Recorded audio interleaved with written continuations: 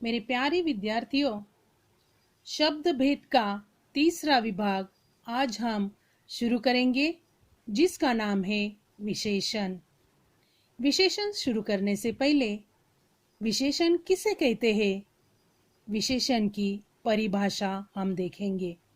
परिभाषा: जो शब्द संज्ञा या सर्वनाम शब्दों की विशेषता अर्थात उनके गुण, दोष, रूप, आकार, संख्या आदि का बोध कराते हैं, उन्हें विशेषण कहते हैं।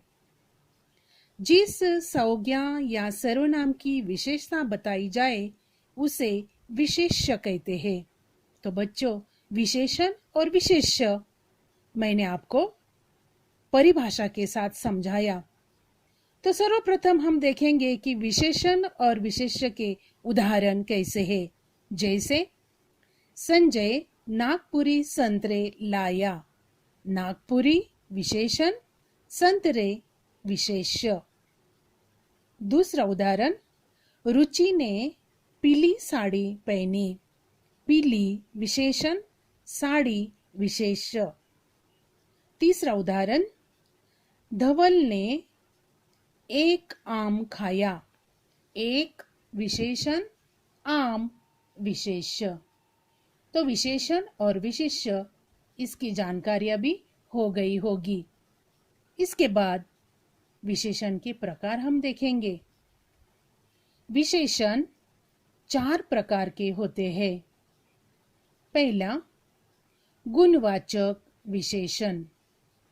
गुणवाचक विशेषण की परिभाषा: जो शब्द संज्ञा या सर्वनाम के गुण, दोष, रूप, रंग आदि का बोध कराते हैं, उन्हें गुणवाचक विशेषण कहते हैं। जैसे अच्छा, बुरा, मोटा, पतला, ऊंचा आदि। उदाहरण, झील में सुंदर कमल खिले हैं। दूसरा उदाहरण, राम बहुत वीर थे। बच्चों, इन दोनों वाक्यों में सुंदर और वीर, जो कि अधोरेखांकित किए शब्द है, वे इस वाक्य में गुणवाचक विशेषण का काम करते हैं, यानी सुंदर और वीर दोनों गुणवाचक विशेषण है।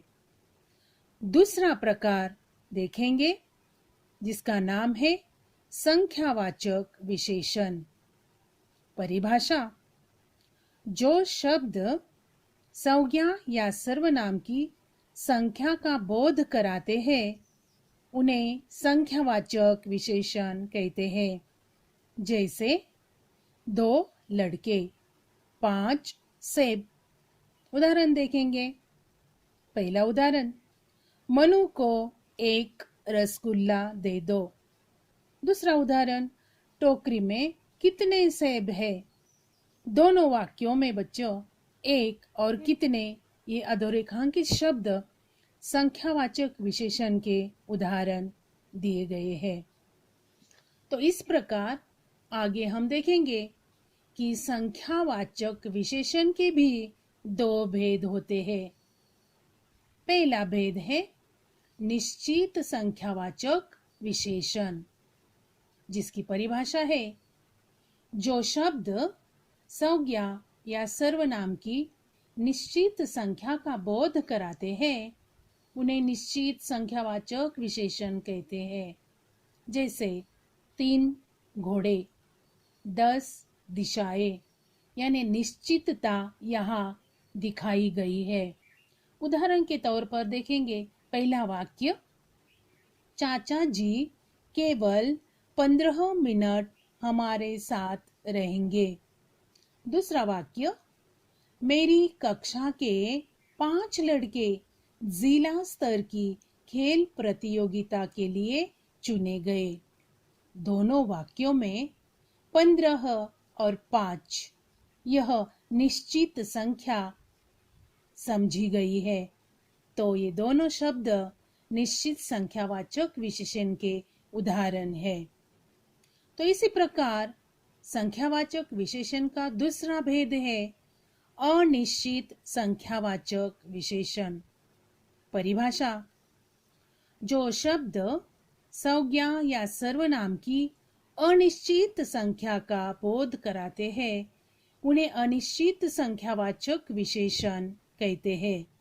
जैसे कुछ बच्चे, अनेक नगर।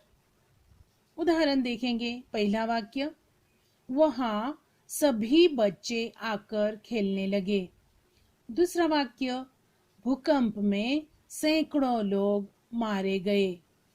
पहला वाक्य देखा गया तो यहाँ निश्चित संख्या नहीं दी गई है, तो सभी यानी अनिश्चितता यहाँ दिखाई देती है। और उसी प्रकार दूसरे वाक्य में सैकड़ों शब्द यह अधोरेखांकित है, यानी निश्चित संख्या यहाँ समझी नहीं गई, तो सैकड़ों ऐसा शब्द अनिश्चित संख्यावाचक विशेषण समझा गया है। तो बच्चों, हमने आज विशेषण की परिभाषा और उसके दो प्रकार और उसमें संख्यावाचक विशेषण के उपभेद यानी दो भेद हमने निश्चित अनिश्चित इनका आज पठन किया है। जो कुछ भी मैंने आपको आज समझाया उसे देखकर अपनी नोटबुक में आपको लिखना है। धन्यवाद।